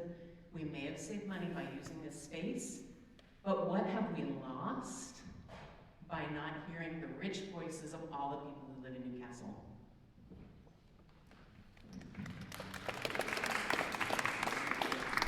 Thank you, Kim. I appreciate the questions. So, yeah, you got a lot to unpack there. So let me just start by saying about this venue. So this town hall is a little bit earlier in the year than other town halls have been, so perhaps there's more people available in June, but we are here tonight at the same time a regular council meeting would be taking place if we weren't here. Nobody shows up to our council meetings. So we are always available to be heard. You don't have to be at a town hall to say what's on your mind, right? But some people want to come to the town hall so maybe they have a better audience to speak and let them hear it. That's fine. But we are always available every 2 weeks, or 2 times a month rather, first and third Tuesdays. We are always available. If you want to come and hear and talk to us, do that. You don't have to be at a town hall, right? There's a lot of people in this room, but nobody's really asking a lot of questions. So if the room was full, would we get any more questions? I don't know. Maybe we've got some in our box back there. We'll find out in a minute, okay? But we are always available. Right? Please know that. If we weren't here tonight in this building, we'd be in the town hall, or we'd be in the city hall. As far as the homeowners association, we are getting a lot of feedback, personally and as a group, that people don't want their neighborhoods changed. That's why they love Newcastle. That's just the way it is. That's a huge amount of feedback, right? So when a homeowners group says, hey, we don't have to do this, they are happy because they don't want their community changed. I understand that not everybody has a home and not everybody can afford a home. Our planning commission and our comprehensive plan is going to find a place to put that extra housing in Newcastle. We have no choice, we have to do that, and that's good. But people are in communities, in single-family home neighborhoods because they've worked hard all their lives, they pay their taxes, they've created a place to live that's secure and what they like. So they should be allowed to keep that the way it is if that's what they want to do. And overwhelmingly, that's what we do. So there will be places, our comp plan will have that. We have no choice. It's a state law that says we have to provide for middle housing. I get it. Some people want middle housing everywhere there is, right? Well, I understand. There's different points of view. That's why we're having this discussion, right? Because we all have diverse points of view, and that's okay. But the people who have homeowners associations are pretty darn happy because that's what they've said. We don't have to do this. We like our single-family homes. Now, Councilmember Charbonneau made a good, strong case that maybe you wouldn't even notice if somebody else was living there. But, you know, if you're already in a single-family neighborhood and you want it that way, you should be allowed to keep it that way. I'm not in a homeowners association. I'm not excited about my neighbor perhaps tearing down their home and building a duplex. I'll be honest, I'm not. Okay, so and a lot of people feel like me, and we hear that on surveys. So, thank you for your question, I appreciate it. Who's next? Sorry, just a little bit. Oh, hold on a second. I apologize, Stu, I know you've been waiting, I appreciate it. Thank you, Kim, for the question. I think, yeah, again, a lot to unpack there. So, what I've seen personally is that it's very easy to, as elected officials, it's very easy for us. We want to try to give everyone a satisfactory answer, and we want to try to wrap it up in a nice bow, but the actions are often what are more important. So, for me, and I was thinking of a friend I had who I graduated from Hazen with, she's a teacher at Newport now, and she lives here, and she can only live here because she splits rent with 3 other people. And I mean, and works her butt off to do that. To the renter that asked the question, I've tried to explore the idea of a renters sort of town hall or a renters event, working with the agencies that host that.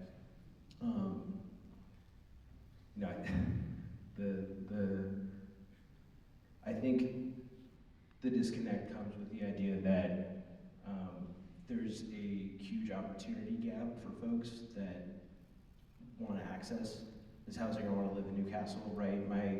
Even my parents, right? They bought a home here in 1999, and they cannot buy a home here today. It over quadrupled in value, right? And I think the idea that, frankly, the ludicrous idea that people don't, there's so many people that are working hard to attain property ownership, and that could be a way out of poverty, right? To own property, to own a house, you know, I work 3 jobs and 2 of them pay me less than minimum wage is the joke that I tell people from the city of Newcastle, the Red School District. So what I've seen and what I would encourage folks to do is push us, all of us up here more, to actually walk the walk.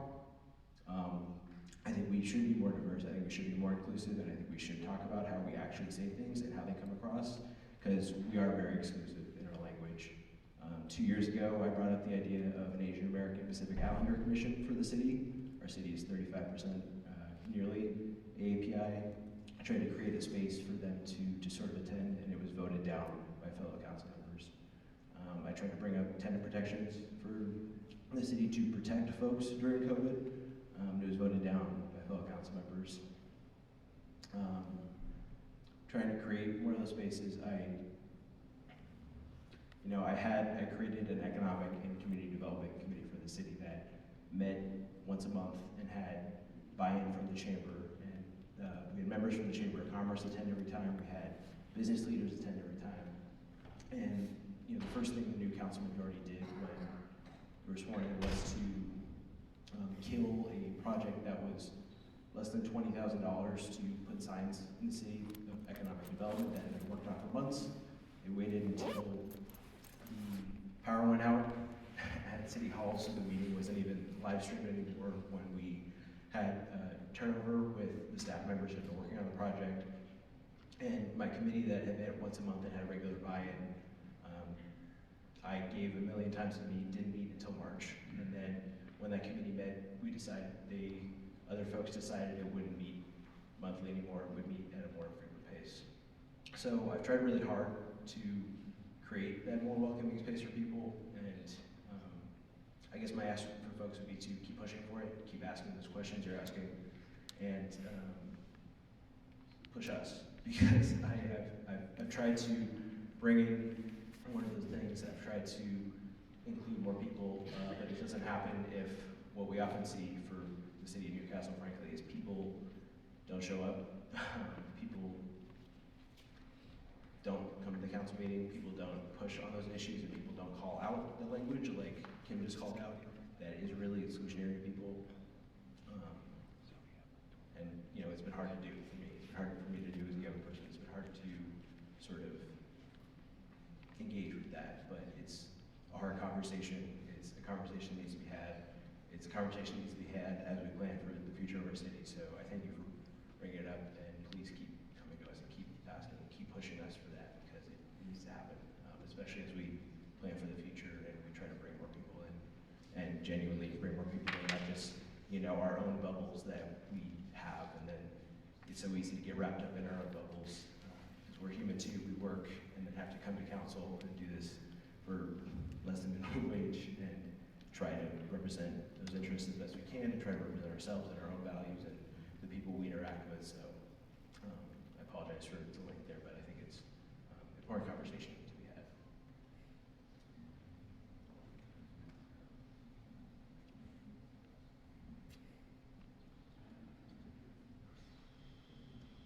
Yeah, talking about listening to rich voice of our community members and everyone, including our renters.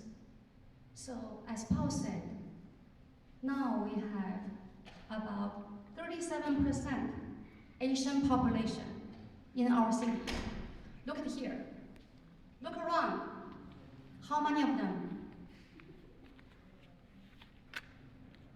So oftentimes, we see same group of people coming to our community event.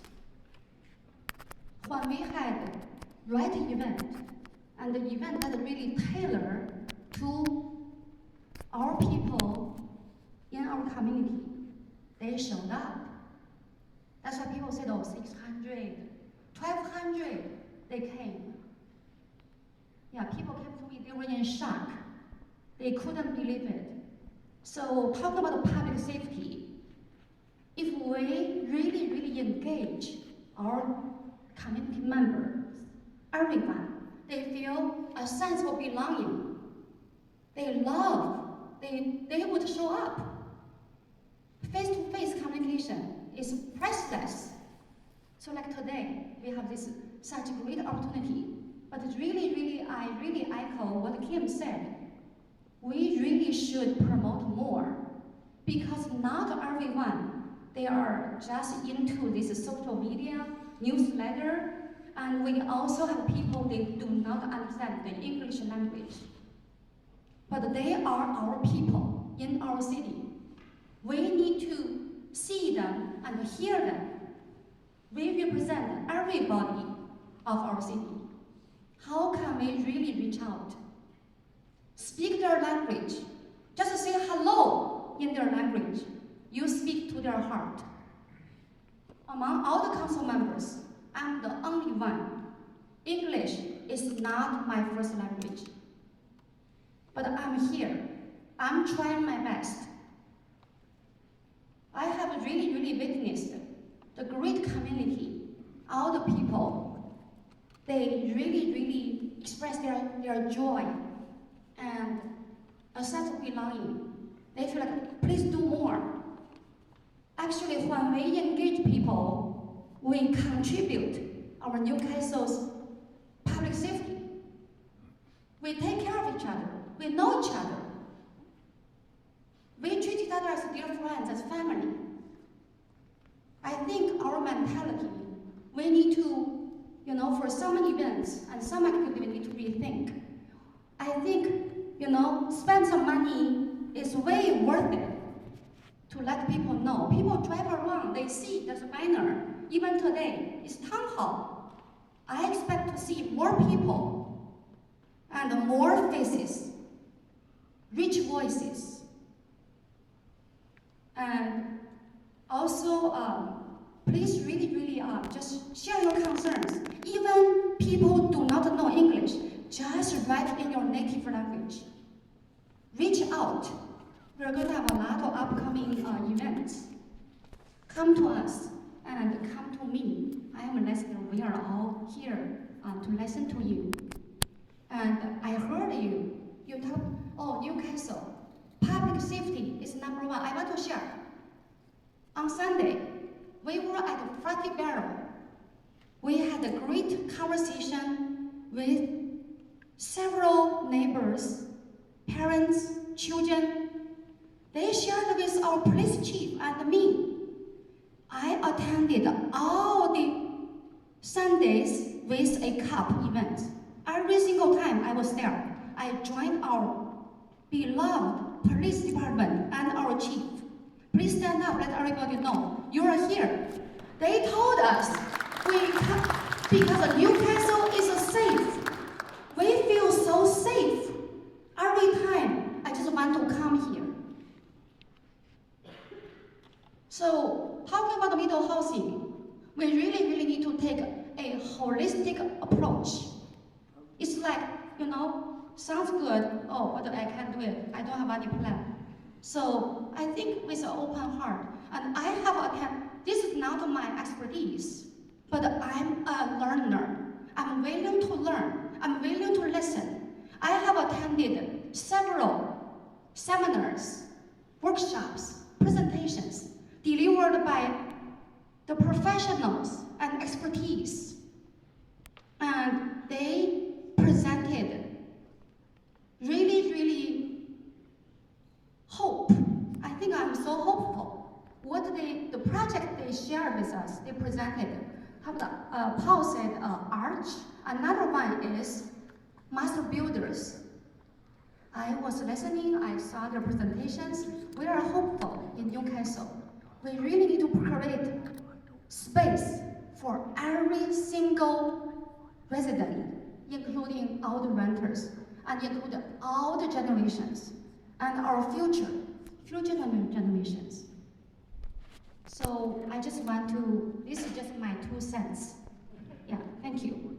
谢谢.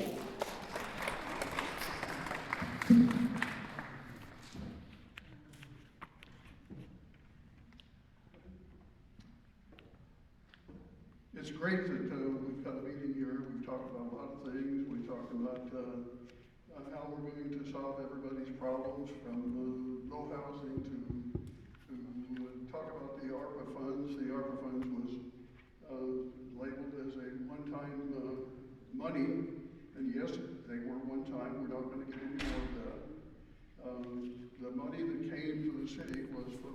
revenue. And by the time we got around to looking at it, we decided it looked like something else. The lost revenue was the development fees we couldn't do when the city was in the COVID-19 because there weren't any buildings going on. And the sales tax looked like it was going south, but by the people ordering from the catalog, Costco, places like that, we got a lot of sales tax money coming in, which was a big boost for us. But the development fees have died out, and this year they're kind of died out again. So we're kind of stuck with, yeah, we'd like to promise you anything we can give you, but delivering is going to be a real difficult problem. Take it from someone who really knows that our finances are suspect. Yeah, we've got some money put away for some things for the future, but we also have a situation where if we don't fix things a little bit, we're going to wind up coming to you and saying, let's have a utilities tax, or let's have a tax of some kind that we're not going to like and you're not going to like. We went through that once, and I hope we don't have to go through it again in the near future. But this is what it's really all about, folks, when it comes down to it. There's things that need to be done, we know that, but we can't fix everything that's broke, and we're working on it. And we'll keep working on it. I'll be quick here. I agree with the Council Member Sunburford. I want to say that English is also not my first language, as you can make out from my accent. I just quickly want to say that some of us here have a finance background, and this is the time when we are going to really, really leverage it. As Councilmember Charbonneau mentioned about some $20,000 he wanted to spend and a few other things in the Economic Committee. For us, especially, Councilmember Griffin, he's a CPA, I have a finance background, Steve has a business background. Every dollar is important. It is your hard-earned money, the taxes that our citizens pay, and we take it very seriously. And when it comes to spending any project, we want to analyze it. We want to see, at least in our minds, we want to build a business case and see how beneficial it will be.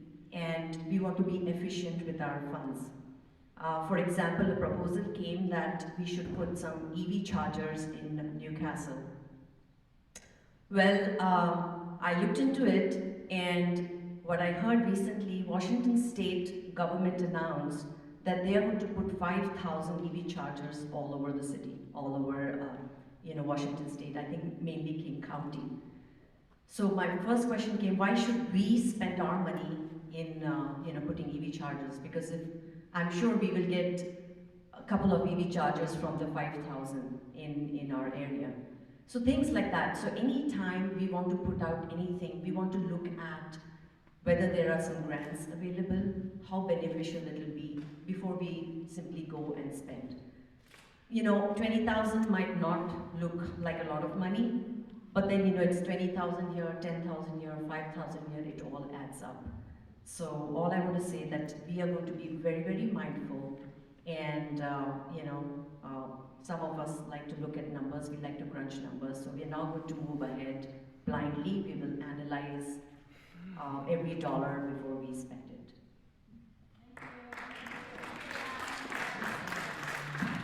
So just to put a cap on that one, so one of the first things we discussed at the beginning of the year was when we'd have a town hall.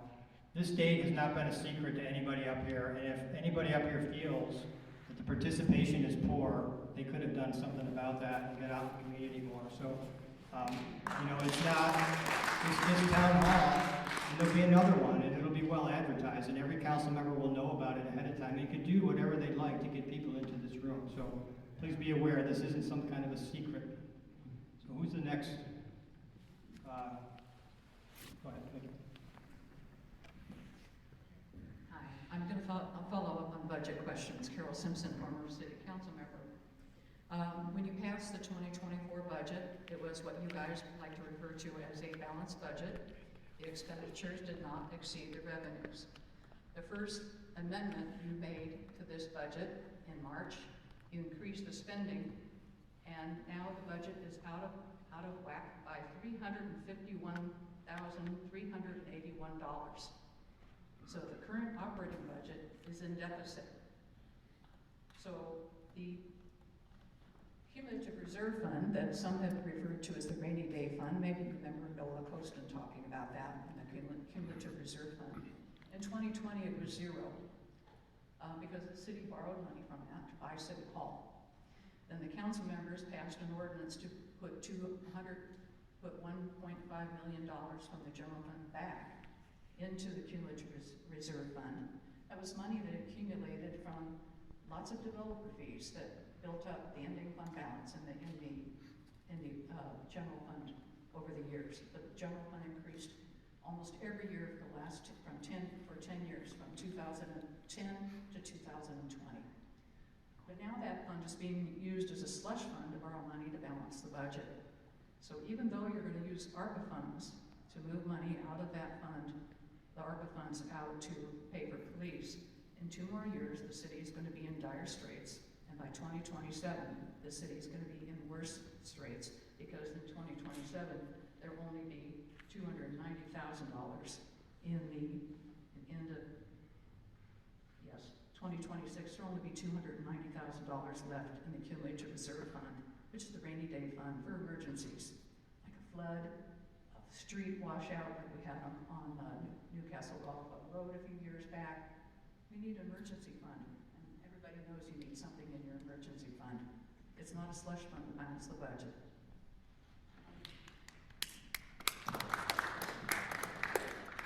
So I'll start off with that one. So one of the assumptions we hear, several of us up here, and we've heard for a long time, is that one of the assumptions behind what people ask a question about the budget is their assumption clearly is government can never get smaller, right? People assume that because that's always been the case, that government just grows and it's out of control and it just becomes accepted, right? Councilor Deputy Mayor Cody mentioned here, we are looking to save money in every possible way, and that's a new thing for Newcastle, right? Because we haven't done that before. We haven't saved a few bucks here and a few bucks there. People will say to us, well, what are you going to cut? As if we have to cut $1 million project. But if we save 5,000, 10,000, 20,000 and add it all up, right? The assumption I'm hearing is that we're going to run out of money in the cumulative reserve fund. I don't agree with that, right? I don't agree with that. Earlier this year, let me back up. This is going to be a little bit of a long-winded answer, but back up. 2018, the council majority at the time took our financial policy and gutted it. Basically, there was a provision in our financial policy that said the city manager was required to come to the council with a preliminary balanced budget without new taxes and without rating the cumulative reserve. That was a policy for years and years, and in 2018, the council gutted that. All they said was, and it was one sentence, the city manager has to bring a budget to the council. Well, guess what happened? Spending went crazy, because the city manager at the time was able to say, I don't know, I don't want to do it, you guys got to do it. So every council meeting and every budget season was a bickering session over how we're going to save $5, $10, and whatever. One of the first actions we did was reinstituted that policy. That's a common sense policy that says the city manager he's the expert on the budget. So he's going to look at that budget and he's going to cut and scrutinize and match expenditure to revenue before it comes to us. So we're not nitpicking and finding all these things and having to dig and waste money and waste time. That amendment passed 6-1. One person up here said, no, I don't want to do that anymore. But the rest of us said, hey, that's a sound financial policy, and we're going to reinstate it. So over the next year or 2 years or whatever it is, we're going to have a better starting point to analyze our budget. And the city manager, who's the expert, is going to come to us and say, well, we don't need this, or we need that, or this is the revenue. So I totally and completely reject the premise that we're going to be broke in a couple of years, because that's based on an assumption and a point of view that government must continue to grow like some amorphous blob, when that's not the case at all. Our city manager, we tasked him when he came on board to make our government more efficient. He eliminated positions. services, right? We can continue to do that. Why can't government run efficiently? Why not? Maybe it's never happened, and y'all, you're all shocked, you're looking at me shocked, but it's possible, and we're gonna make sure that it does the best that we can to make sure that happens. Okay, so I'm gonna let anybody else answer who wants to answer that, but I reject totally the premise that we just have to accept things the way they are, and the government is gonna continue to grow, and it's gonna waste money. No.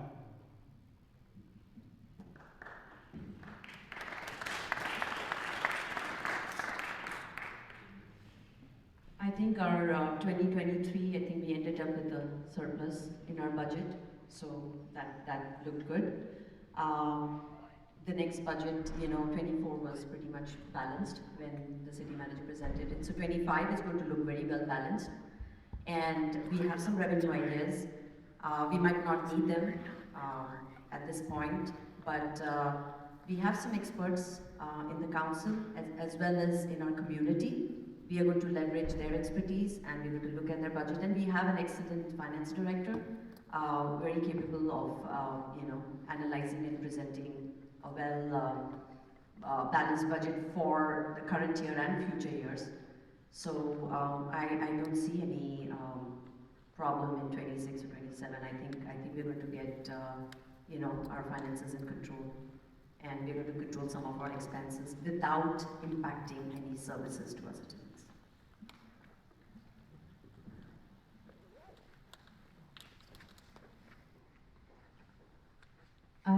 I don't agree with the story that has just been told.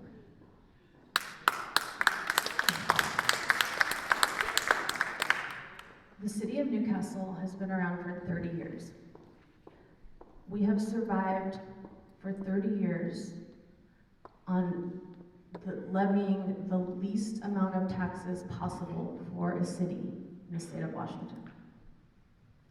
When the city incorporated, the document that the hearing examiner looked at and looked at the plan for the city, kind of like a business plan. How's the city gonna survive and be able to take care of the roads and give permits and those types of things that cities have to do legally?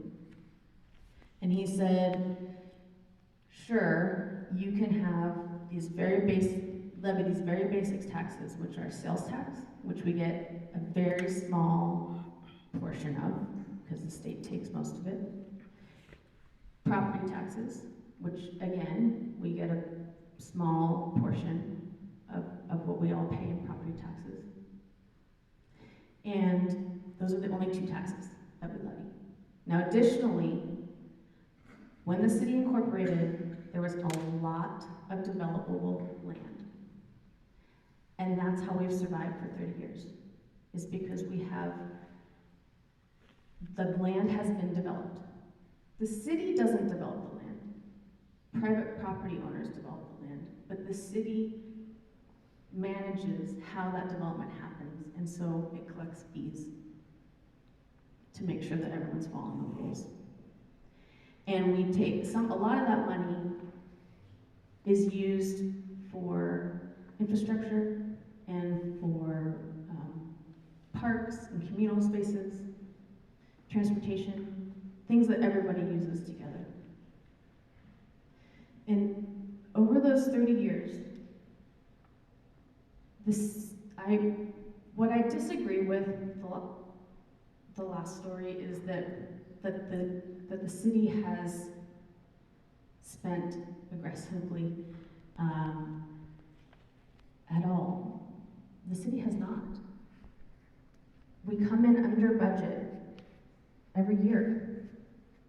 That's why we have excess funds in our general fund right now, because every year we come in under budget, and so there's remaining money, and that has grown over the years.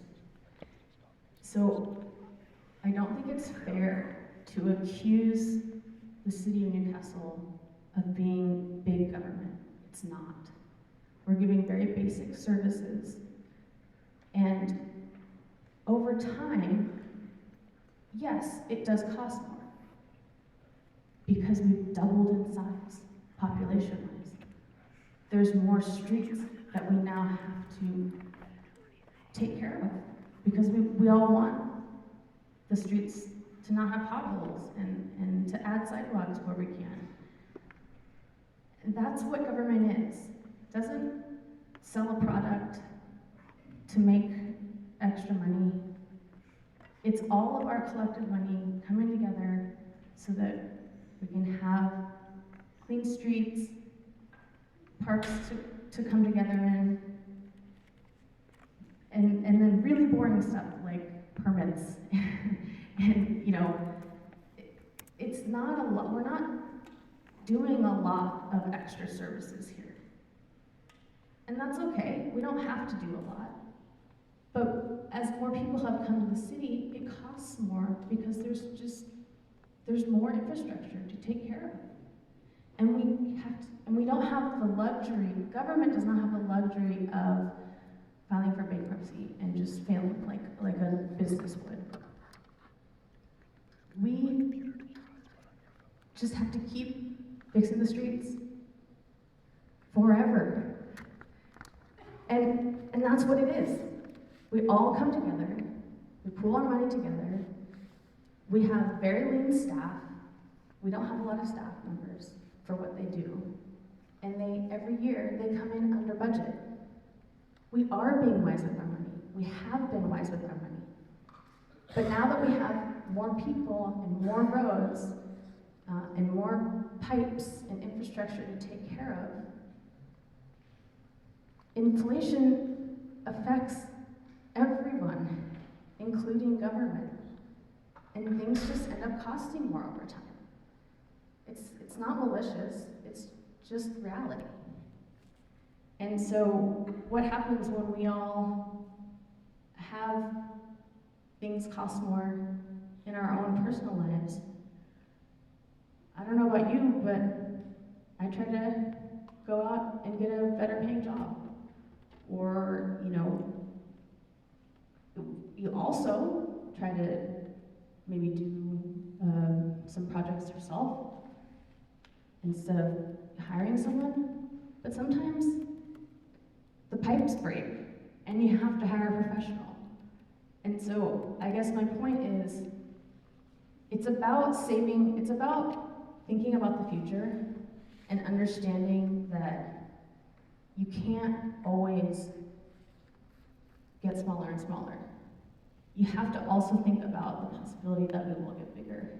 And we should be having real discussions about the reality of what's happening. And we should all be talking about it, we should all be thinking of solutions and coming together instead of only deciding what we think is true. So I hope that we can continue this conversation, but have a real, honest look at what the future of the city will be and what it will cost. Because I'm here for a long time, and I want to have this conversation with all of you. Okay, ladies and gentlemen, we have passed our 9 o'clock, which we said we would halt at 9 o'clock. So we do appreciate very much all of you attending. And obviously some people left early, but you stuck around. Thank you. Appreciate it.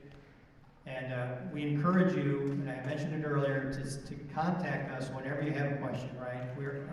Our city council meetings are practically empty every time. We have Len Troutman and maybe one person show up every week. So please contact us. We want to hear from you. You don't have to wait till a town hall, right? This is not the only venue where we will hear from you. And if you want to sign up for the newsletters or you want more information about the Planning Commission, stop at the tables on your way out and ask them questions. Take a couple snacks with you, please, because we're not going to take it home with us. Thank you very much for your attendance. We are very grateful that you came out tonight, and we are really happy that we can serve you as your council members. Thank you, and good night.